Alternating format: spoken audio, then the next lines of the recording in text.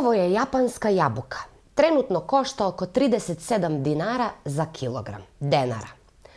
Ovo je sušeni mango, uvozni naravno. Cena mu je 125 denara za 170 grama. Zašto posežemo za ono što je skuplje dok nam jabuke trule po baštama? Možda ćemo saznati odgovor na ovo pitanje baš u današnjem komparativu, jer nam gostuje lično zamenik ministra poljoprivrede u vladi Republike Makedonije.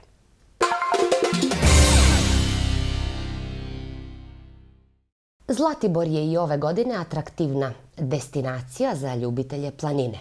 Turistička organizacija Zlatibor je održala promociju za ovu srpsku planinu, koju mnogi nazivaju kraljica turizma.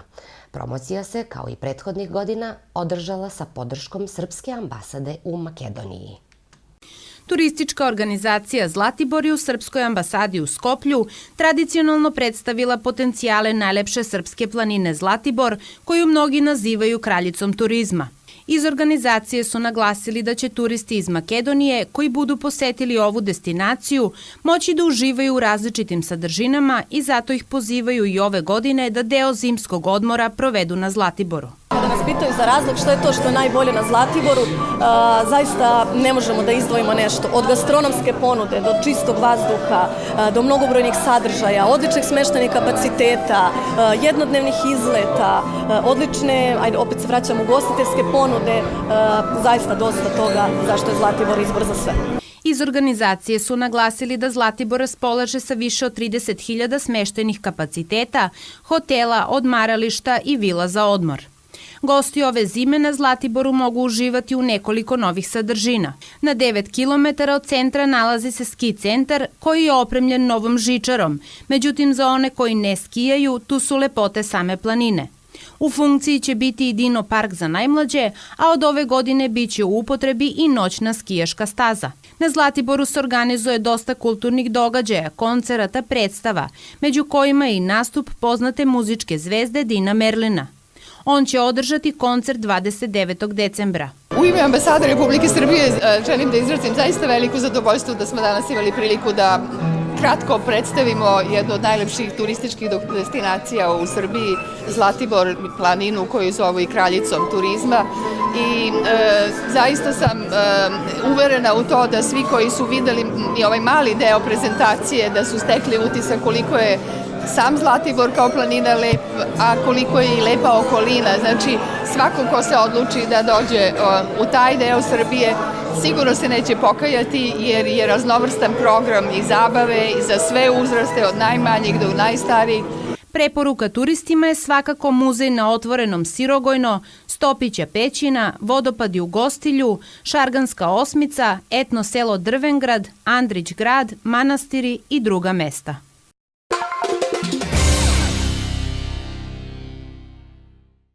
Građani će uskoro imati adekvatniju zdravstvenu uslugu.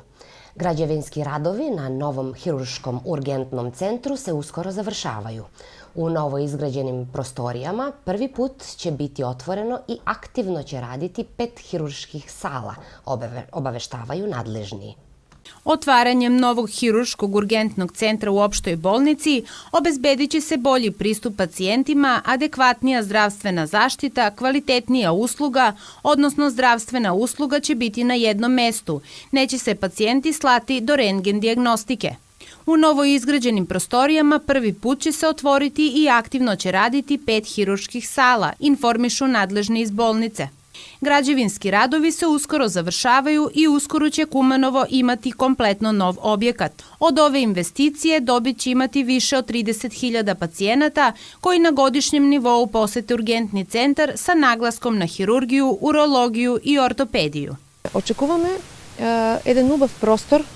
Očekujemo jedan prostor gde će moći da se izvrši trijaža i tretman hitnih hirurških intervencija. Tu će biti smeštene sve ambulante iz svih hirurških grana, kao i anesteziološka ambulanta, a takođe i rentgen dijagnostika, odnosno kompjuterska tomografija i eho dijagnostika. Trenutno ulažemo napore da umesto kompjuterske tomografije adaptiramo prostor za magnetnu rezonancu, budući da to nemamo i da trenutno naše pacijente šaljemo u Skoplje. Ali ukoliko to ne bude bilo moguće, ostaće kompjuterska tomografija koja po svim standardima i treba da postoji u urgentnom hirurškom centru. Mi u ovom trenutku imamo urgentni centar, međutim on ne zadovoljava standarde, a ovo će značiti adekvatniju trijažu i mogućnost primanja terapije u dnevnoj bolnici. Hirurzi potenciraju da je u poslednje 2 godine povećan broj operacija i da je kvalitet usluge na mnogo većem nivou s obzirom na to da se koriste napredne metode i intenzivne specifične dijagnostičke procedure koje traže odgovarajući prostor gde bi se izvršile usluge. Inače, ovaj objekat je izgrađen sa podrškom Ministarstva zdravlja i projektne jedinice za obnovu i rekonstrukciju.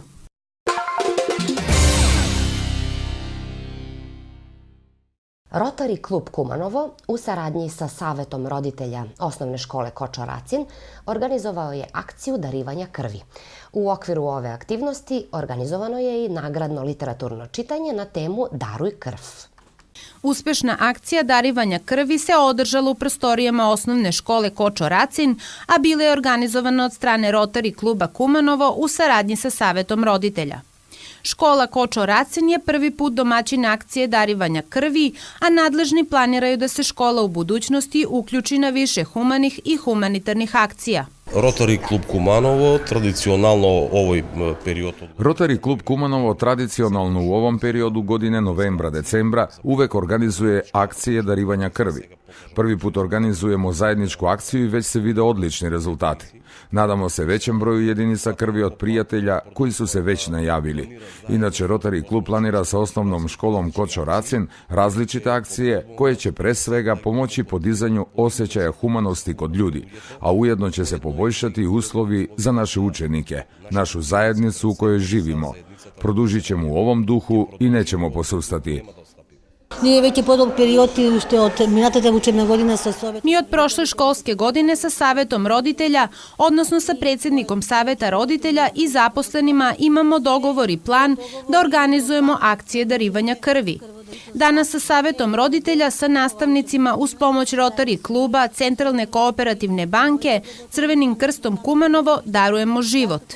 Presrećni smo, s obzirom da svakodnevno nekome treba kap krvi, a ovo je humanost na delu. Zdravi ljudi treba bar jednom u životu da daruju krv, apeluju nadležni iz Instituta za transfuzionu medicinu. Dobro je da se darува крв од прва и основна причина затоа што Dobro je darivati krv, zato što će nekada možda i nama biti potrebna krv. Dobro je biti human, dobro je pomoći. Ne može svako dati krv. Zato se apeluje na zdrave ljude koji nemaju zdravstvene probleme da bar jednom u životu daruju i time će pomoći mnogo, a izgubit će malo. S obzirom na to da Institut za transfuzionu medicinu iz Skoplja pravi jednogodišnji plan, trudimo se da potrebe budu zadovoljene u svakom periodu godine. Trenutno imamo dovoljno zaliha za sve krvne grupe.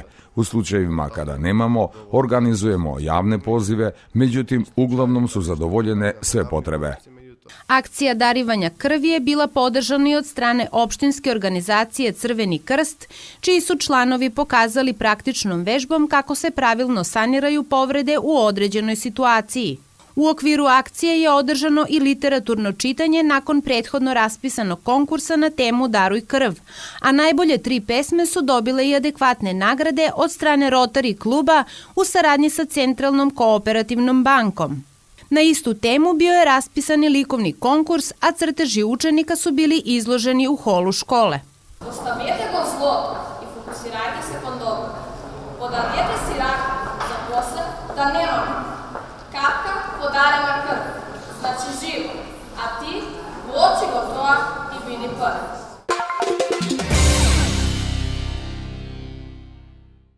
Centar za socijalni rad u Kumanovu je organizovao tribinu koja je u okviru kampanje Svakom detetu je potrebna porodica.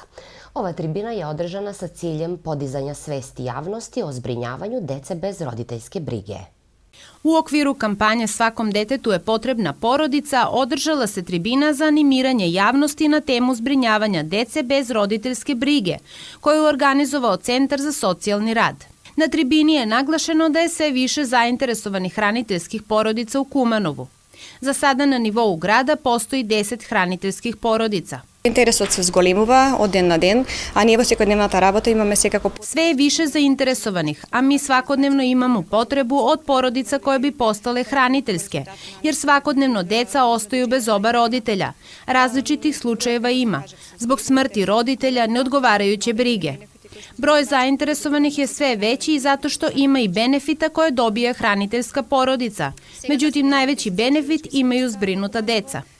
Socijalna radnica u Centru za socijalni rad u Kumanovu, Ivana Lazarevska, istakla je da potencijalni hranitelji treba da ispune nekoliko uslova. Основни критериуми кои што треба да се исполнат за да едно семејство стане... Osnovni kriterijumi koje je potrebno ispuniti kako bi jedna porodica postala hraniteljska su sledeći.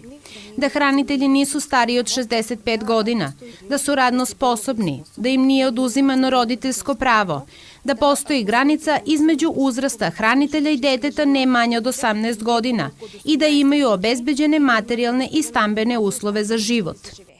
Na tribini su učestvovali predstavnici Centra za socijalni rad, Odeljenje za socijalnu zaštitu opštine Kumanovo, Agencija za zapošljavanje, hraniteljske porodice, kao i potencijalne hraniteljske porodice koje su zainteresovane za zbrinjavanje dece u svojim porodicama.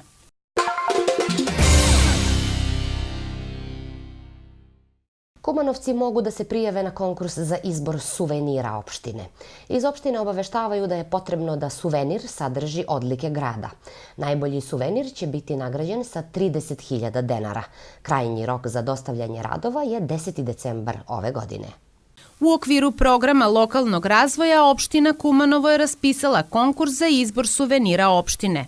Nadležni iz Odeljenja za lokalni ekonomski razvoj su pozvali pravna i fizička lica koja poznaju odlike grada da sa svojim autentičnim radovima doprinesu kreiranju proizvoda koji će odslikavati karakter našeg grada u smeru povećane promocije. Што се однесува до критериумите, сувенирот треба да содржи елементи на препознатливост. Suvenir je potrebno da sadrži elemente prepoznatljivosti i da odslikava tradiciju, kulturno-istorijska, materijalna, prirodna i duhovna obeležja grada. Neophodno je da bude prilagodljiv za proizvodnju u većim količinama i da je namenjen turističkoj promociji. Suvenir može biti napravljen od svih ekološki prihvatljivih materijala, kao što je staklo, drvo, gips, glina, platno, keramika i slično, pri čemu je takođe potrebno tekstualno obrazložiti način izrade i idejnu koncepciju samog suvenira. Najbolji suvenir će biti nagrađen sa 30.000 denara, inače dobitnik je dužan da dostavi određenu količinu suvenira opštini Kumanovo. Сувенирите треба да се достават до општината. Suvenire je potrebno dostaviti u opštini, odnosno komisiji koja će doneti odluku na osnovu utvrđenih kriterijuma i saglasno postupku za rad komisije za izbor suvenira. Svako se može prijaviti sa više različitih suvenira. Svaki suvenir potrebno je dostaviti pojedinačno, u posebnoj kutiji ili koverti. Takođe je potrebno dostaviti informacije o autoru posebno, odnosno potrebno je ostaviti ime, prezime, e-mail i telefon. Krajnji rok za dostavljanje radova je 10. decembar ove godine.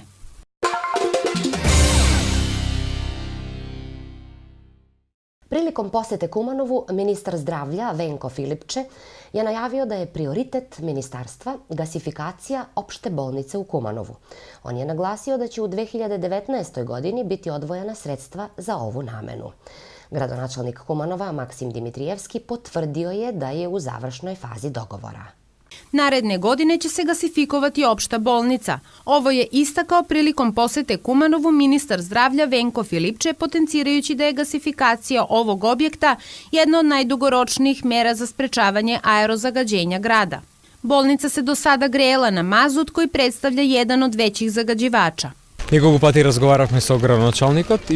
Nekoliko puta smo razgovarali sa gradonačelnikom i sa direktorom bolnice. To smo postavili kao prioritet ministarstva na početku 2019. godine. Odvojit ćemo posebni deo budžeta za ovu namenu, posebno za Kumanovo, budući da je gas već stigao do bolnice i najpre se tu i može instalirati. Svesni smo prioriteta gasifikacije i u odnosu zagađenja i u odnosu ekonomičnosti rada Kumanovske bolnice. Gradonačelnik Kumanova Maksim Dimitrijevski dodao je da su javno preduzeće Kumanovo gas i opština spremni da u svakom momentu isporuče dovoljnu količinu gasa. Radimo zajedno, već smo u fazi završnih dogovora. Ko će koje obaveze preuzeti? Najbitnije je finansiranje unutrašnjih instalacija bolnice. Ovo je realno ostvarljiv projekat. Nadam se da će bolnica već sljedeće godine koristiti gas, čime će se postići ekološki efekat, budući da znate da je merna stanica za zagađenje vazduha upravo locirana u bolničkom krugu, gde je najveće isparenje od grejanja na mazut i zbog toga imamo i veoma visoke rezultate PM10 čestica u vazduhu. Nije takvo stanje na teritoriji cele opštine. On je dodao da je gradu potrebno nekoliko novih mernih stanica kako bi se ispitivanje vršilo na nekoliko lokacija, budući da su ispitivanja pokazala da je zagađenje različito na određenim naseljenim mestima.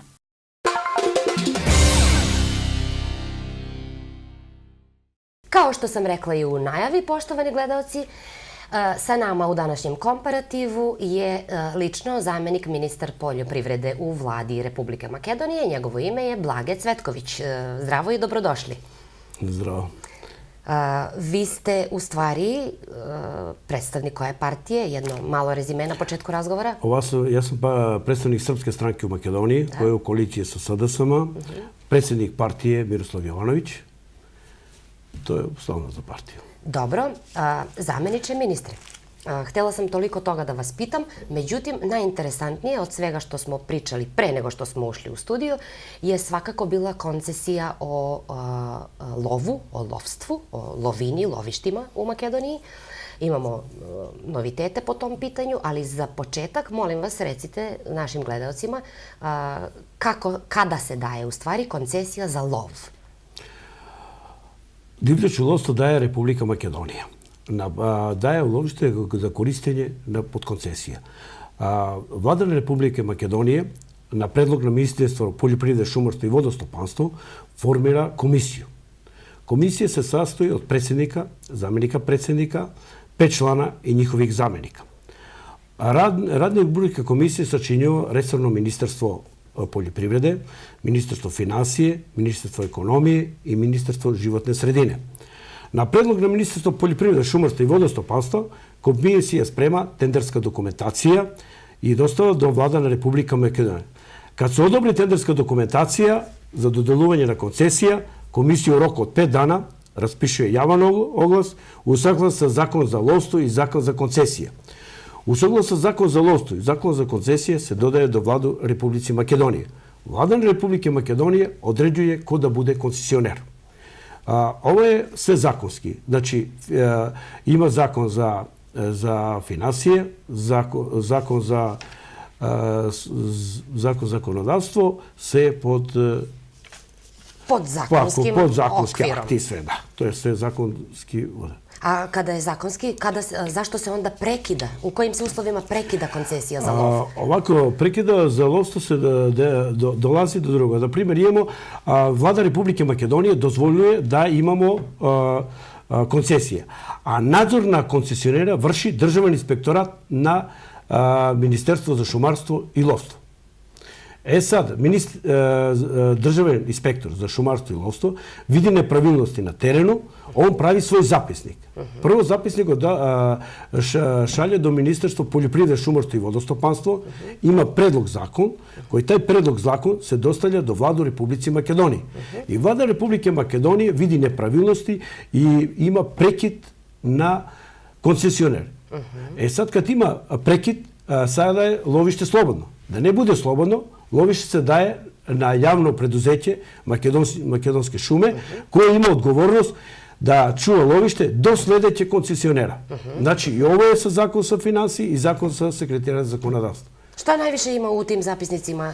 Zašto se u stvari oduzima pravo koncesije? Sad imamo tu nepravilnosti. Prvo, možda nije koncesioner platio koncesije. Dobro. Drugo, treba od teritorije na lovište 1/4 ne sme se loviti. Sljedeće, treba da ima svaka divač, da li je krupan ili živ, krupan ili sitan, oni treba da ima odredenu cenovnik. Drugo, svaka lovište mora da ima zaposleno lovočuvara. Dobro. Sa radnim stažom, sve to. zakonski. I sa službenim oružjem. Oružjem, da, i sa službenim. Ima lovočuvari što nemaju službeno oružje i zato imaju negativni poeni. Sada po ovo, kad se treba u ovoj situaciji, kao sad što je zimski, mora da se vrši hranjenje na diveč. Divlju diveč. I ovo je isto sa zakonom uskladeno.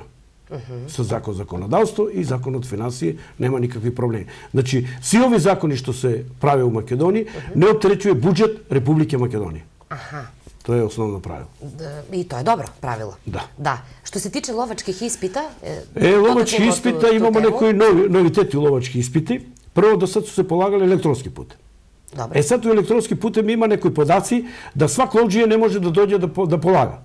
Do sada je bilo centralizirano, da rečemo u Skoplju ili u Štipu, da moraju da odu da polaga, a sada ne. U najnovom slučaju uzimaju se 20-30 lovđije, idu u grad, da rečemo Kumanovo, tako da spomnemo, dolazi iz Ministarstva poljoprivrede, šumarstva i vodostopanstvo, komisija koja polaže. Sada, lovački ispit ima 4 člana. Prvi 2 člana su od Ministarstva poljoprivrede, šumarstva i vodostopanstvo, šumarski smer koji imaju položeno lovački ispit. A sljedeće dvojica su od lovno stopanstvo koji imaju najmanje 5 godina radno iskustvo na taj posao. Dobro. Sada sa ovim imamo tamo polaganje se izvodi, imamo dve, teoretski i praktični. Teoretski i praktični. Do sad su imali rastojanje 15 dana jedno od drugo polaganje. Razlika od prvog i do sada. A sada u istom danu se polaže. Mnogo brže, lakše. Brže i finansijski je, za lovđije je mnogo jednostavnije. Dobro. Neki drugi novitet u tom smislu lovačkih ispita? Ovo je velika radosna vest za sve lovđije. Da, pa imamo, na primjer, neke podaci da do sada imamo okolo 1300 lovđije što su čekali da polagaju lovački ispit, a sa ovim novom zakonom mislimo da ćemo to da rešimo problem. Izbeći će se sva ona nepotrebna čekanja. Da, i mnogo bitno što nema da imamo finansije opterećenje na sami lovđije. Pa to je u stvari najbitnije, kada nemate finansijske probleme, je li tako? Dobro, nešto da smo ispustili da želite da dodate u ovom smislu?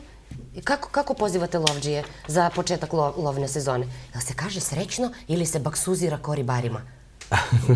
Ne. Kad neko krene u lov, jeste vi lovđije? Pa ja sam lovđije, ali bio sam amater, nisam bio profesionalac, imam pušku, bokricu 12-ku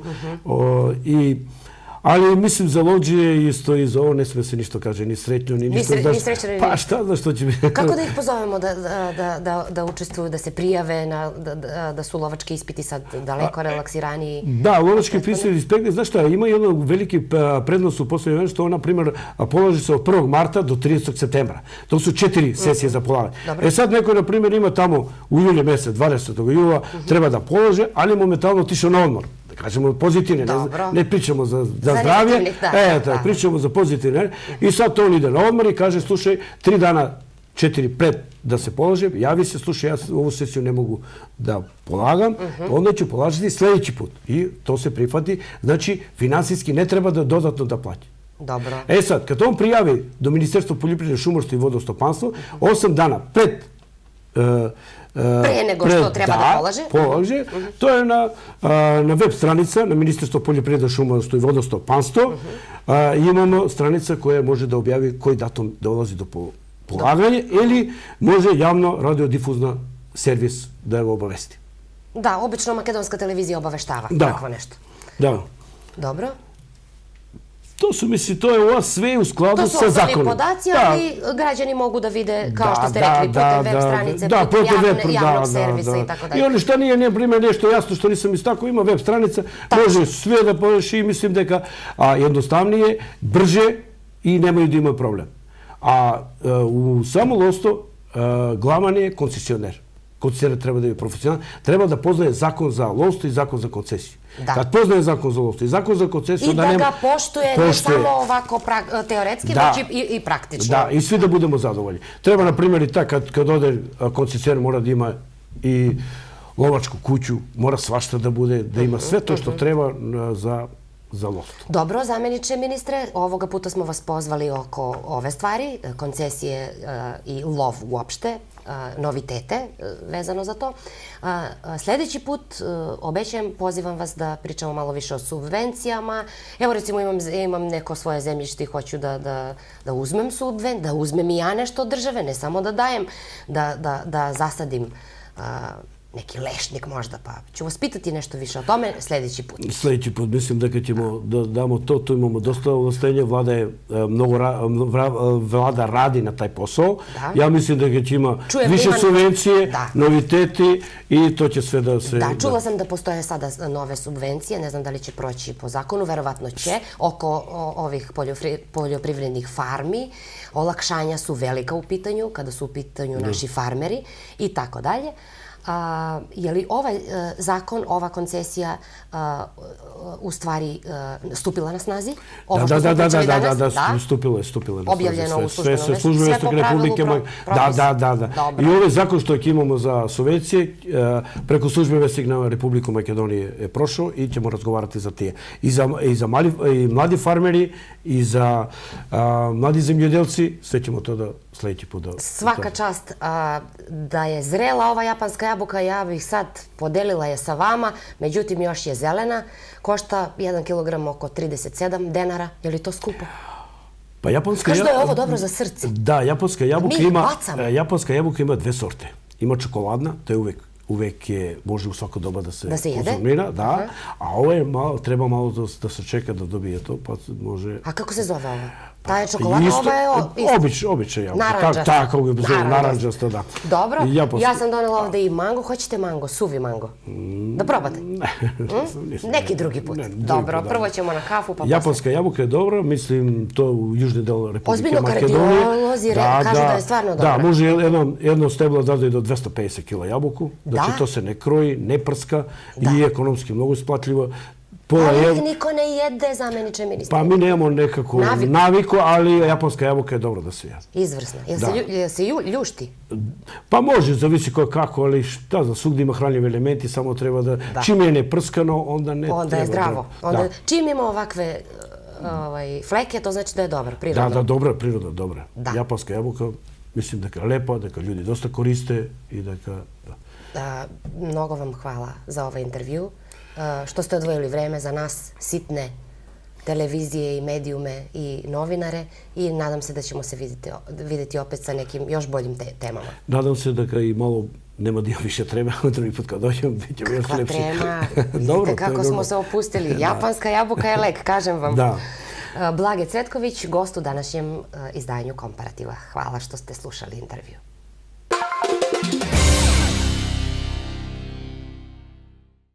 Do sada smo govorili o narodnim epskim pesmama, a od danas ćemo se upoznavati sa narodnim lirsko-epskim pesmama. Vuk Karadžić je, sakupljajući pesme, uočio da postoje pesme koje nisu ni epske ni lirske, a opet sadrže elemente i epskih i lirskih pesama. Te pesme klasifikovao kao lirsko-epske pesme i one mogu biti balade, romanse i poeme o kojima će u narednim emisijama biti reči. Ovo je posebna vrsta pesama koje imaju razvijenu radnju, imaju glavnog junaka, epizodne ličnosti, ali i jako subjektivna osjećanja. Svaki događaj koji je opisan u ovim pesmama odiše emocijama, te je po tome ova vrsta pesama bliska lirskim pesmama. Međutim, karakter obrade motiva je narativan, što je odlika epskih pesama. Emotivnost i narativnost ovih pesama stvorila je potpuno novi stil, odnosno potpuno novu vrstu pesama, lirsko-epske pesme. U ovim pesmama ipak ono emotivno, ženstveno, nežno, ono lirsko nadvladava narativno, muževno, jako, epsko. Ove pesme su duže od lirskih pesama. Glavne teme ovih pesama su najčešće ljubav ili mržnja, odnosno porodični odnosi.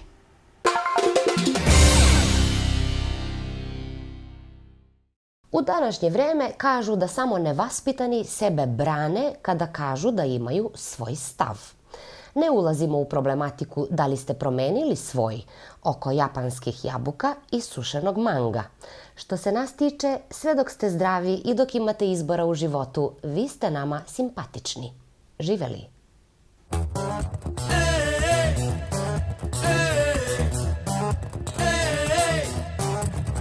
Nemam pari da si kupam,